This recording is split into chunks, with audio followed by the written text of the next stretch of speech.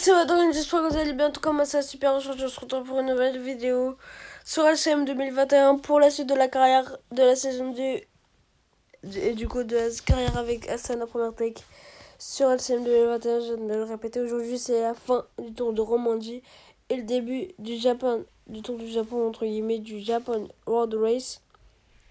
Ouais, le démarrer tout de suite avec ce chrono de 3 km et à 6 étapes. Dont une de montagne malheureusement seulement. Alors au leader on va prendre Vincenzo Nibali, Luis Sanchez, Hugo Hull, Gianni Moscon, Martinelli, Luis Henao, Piccolo. Et puis Oscar Rodriguez, non. Allez, Javier Romo, allez. Hop.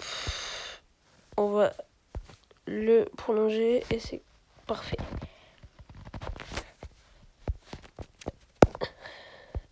Donc là je tourne le soir même que l'épisode 11 et 12. Du coup, voilà. Et puis, ok, première étape, bon, on gagne pas, mais on fait... dommage, pour 10 secondes. Piccolo qui finit deuxième, Romo troisième, qui a Sarni qui finit quatrième, Nibali sixième. Il est bon en chrono sur le jeu, Nibali. Ça veut dire au général. Pour 10 secondes, Piccolo est deuxième, à 13 secondes seulement, Romo. Sarni est à 15 secondes seulement, Nibali à 16 secondes, ok. Ah oui, j'ai pas vu les autres, ok. Et là, c'est la dernière étape de ce tour de Romandie. Le chrono de 18 km. Pas tout plat, mais on espère que... Attends, le général, je sais plus du tout par contre. Ah, c'est Miguel André Lopez, je pense qu'il est deuxième. Je sais plus. J'espère qu'il va faire un bon chrono. Je croise les doigts. Allez.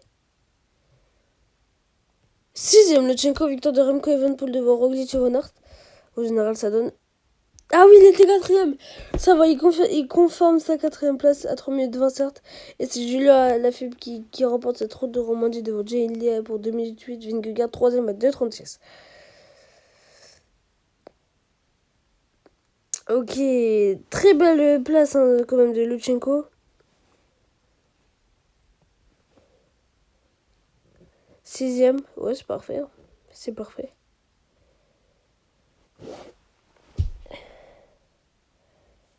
Mais bon, on reste aussi 8ème, pardon. Ah non, on a même perdu une place. Enfin bref. On n'est pas là. Par contre, désolé, j'ai pas vu qui était le vainqueur de la troisième étape du Giro, si je dis pas de bêtises. Désolé. Allez, étape de plat là pour ce tour du Japon. Ah, dommage, un mois pour Hugo Hull. Si on peut avoir un petit. Ouais, Piccolo qui peut. Ou alors. Javier Romo. Ok, Alvorsen qui s'impose devant Lobato et Aberasturi.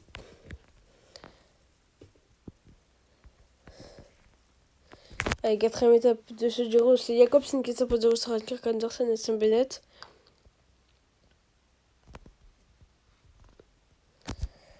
Hop.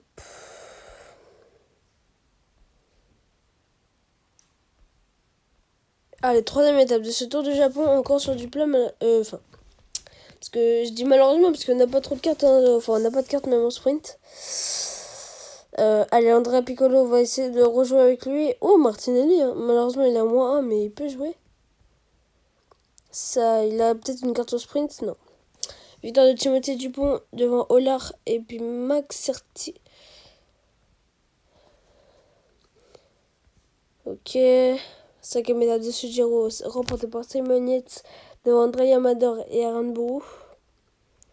Au général, ça donne Aaron Bourou devant Quintana dans le même temps et Amador à une 7. J'ai vu Guillaume Martin à la 6ème place, c'est pas mal hein, ça pour le français. C'est même très bien. Allez, quatrième étape de ce tour du Japon, il y a encore un chrono. Allez, là on est obligé de faire un truc. Les gars, s'il vous plaît. Allez. Ok, encore. Bon, c'est encore Campbell, ça il est intouchable sur ces chronos là. Mais ouais, il nous met. Luis Henao va chercher une belle deuxième place. Andrea Piccolo, une belle troisième place. Et cinquième place pour Nibali, ça veut dire au général. Piccolo reste deuxième à 57 secondes. Attends, et à l'étape, ouais. Ouais, il met 39 secondes à Henao. 47 à Piccolo. 1,33 à Nibali. Enfin bref. Incroyable. Nibali qui est 5ème du général, du coup. Luis Henao est 3ème. C'est nickel. Si on peut conserver ça pour l'étape de montagne, ça sera parfait. Ça sera parfait.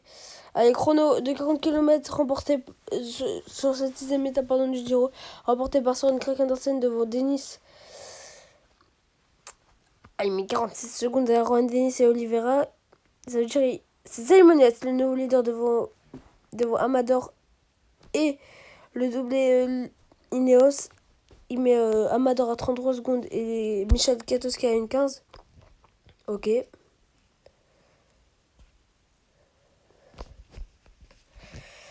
Allez, avant-dernière étape de ce Tour du Japon et la première de montagne. Et la première étape est la seule de montagne. Allez, on va essayer de jouer la gagne avec Andrea Piccolo, Luis Henao et puis sur le Rocan Messine, le Sicilien Vincenzo Nibali. C'est Olar qui s'impose devant Vasek et Adria.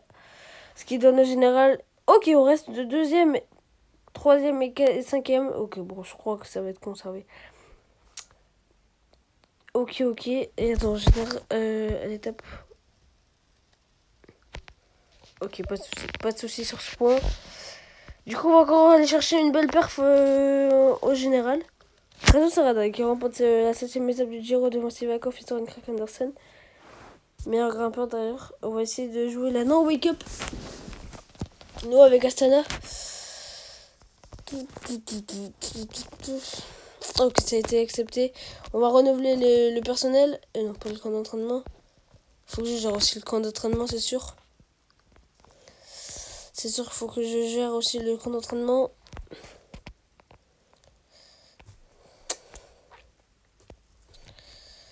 Hop. Allez, dernière étape de ce Tour du Japon.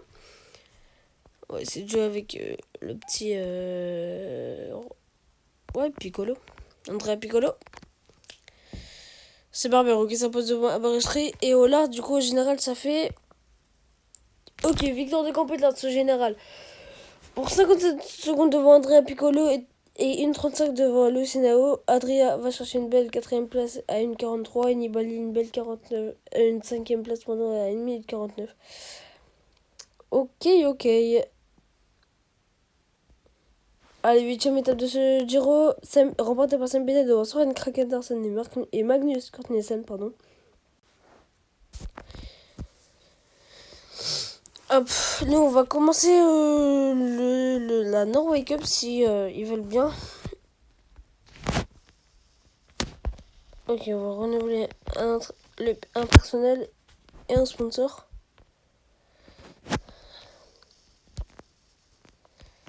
Hop. On passe le sponsor principal. Du coup, on va récupérer 945 000 euros. Ça va. Et nous, c'est parti donc pour les 4 étapes de ce tour de Norvège. Il y a deux étapes de montagne, enfin une étape de moyenne montagne, une étape de haute montagne et 2 étapes de plaine.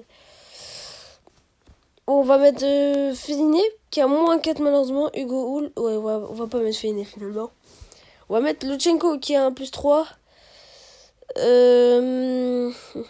Kudus qui a un moins 3, mais on va le mettre. Miguel André Lopez qui a un plus 2. Luis Henao qui revient d'un bon tour du Japon normalement. Si je dis pas de bêtises. On va prendre Vadim Pronsky. Andrea Piccolo, lui, c'est sûr, revient d'un bon tour du Japon, car il a fini 2ème au général. Et puis Juri Dombrowski. Allez, forcément, je m'attends à rien, entre guillemets, pour la première étape. Ouais, victoire de Calabé, de Van Aert et Merlier. Alors, juste, on va voir si mes corps ne se prennent pas de cassure. Luchenko, non, ça c'est parfait. Mais, Miguel André Lopez se prend une cassure de 17 secondes. Ça veut dire en général... Ok, je crois qu'il est dans le même temps que tout le monde. Allez, 9ème étape de ce Giro, remporté par Tao Geoghegan, doublé d'Ineos, de Paris Sivakov et Baumann. On va chercher la 3ème place et Menez qui conserve sa place de leader. Il est à 1,22. Il met 1,22 à Amador et 1,29 à Katowski. Arendsborough, solide 4ème.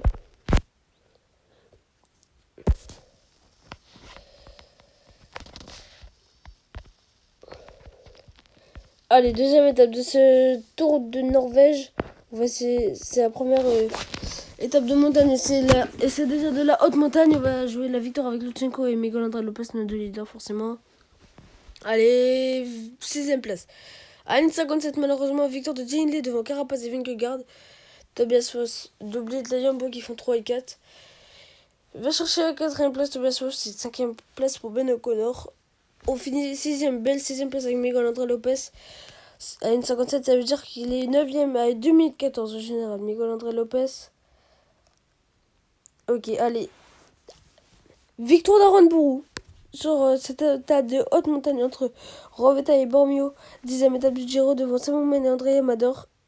Et Amador prend les commandes du général devant Arendsborough à 1,25. Simon Yates et 3ème à 3,21. Bernal 4ème à 3,40. Et Samuel complète le top 5. À je ne sais combien de minutes. Allez, 3ème étape de ce Tour de Norvège. C'est de la plaine.